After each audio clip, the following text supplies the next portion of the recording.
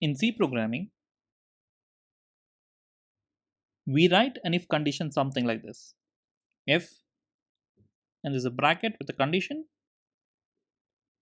and there are two curly brackets, and there are few statements inside. So when the condition is met, these statements are executed. On a very similar lines in Python, we have if followed by a condition. There is no requirement that you need to wrap it within a bracket, but if you want to, you can do it. And to start the block, we have the colon. And then the statements start with some spacing. This space which is given is called as indentation, which is absolutely essential to understand that the following statements which are having a space are a part of that particular block. And if you write a statement outside like this, which has no spacing, then this is outside the block.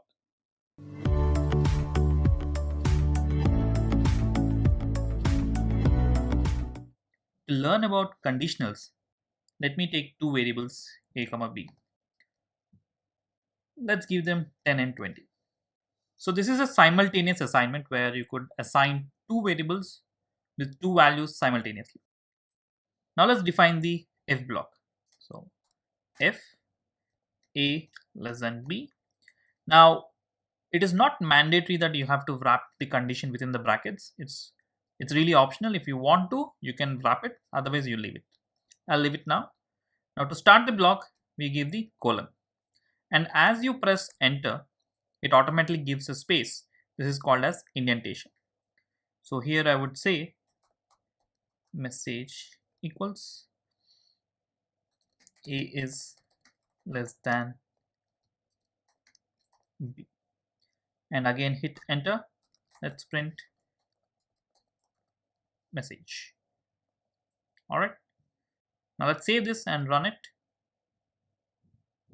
and here we have a is less than b. Perfect. Now let's add an else block, else, and again we give the block spacing. Then let's say messages a is greater than b. Now there's no need to give two prints, so I'll just cut this print and I'll put it outside the block. The moment I remove this indentation, this comes outside the block. Now save this and run it. So you see that a is less than b, which is perfect. Now if I give this as 30, save and run, then a is greater than b. Perfect. Now what if I give both are same? 20 equals 20. You run it. You see that a is greater than b, which is actually wrong because it is checking for one condition that a is less than b, which is not. Therefore, it's automatically printing this. To make this condition work, so we'll add one more block. I'll call as elif. So in other programming languages, you might have studied else if. So in Python, it's called as elif. Let's add one more message. Okay, for the elif, we need to give the condition. So I'll give a double equals b. And what will the message? A is equal to b. Save and you run it. Now we see that a is equal to b. Perfect. Now instead of writing these many lines, now what if there's a single condition, not too many blocks, can we write everything into one line? Yes, we could do it. So first let me type it, then I'll explain it.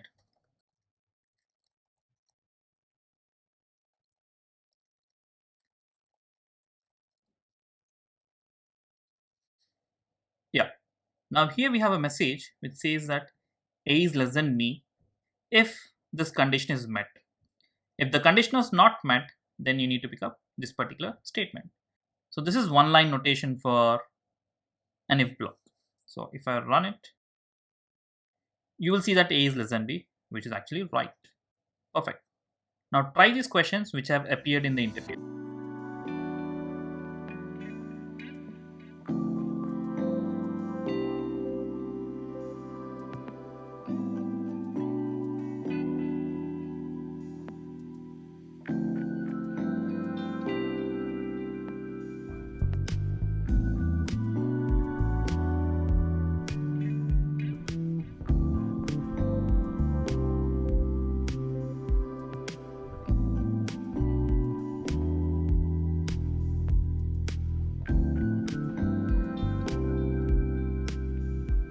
With the same motivation, solve all the questions which have appeared in the interviews. Good luck.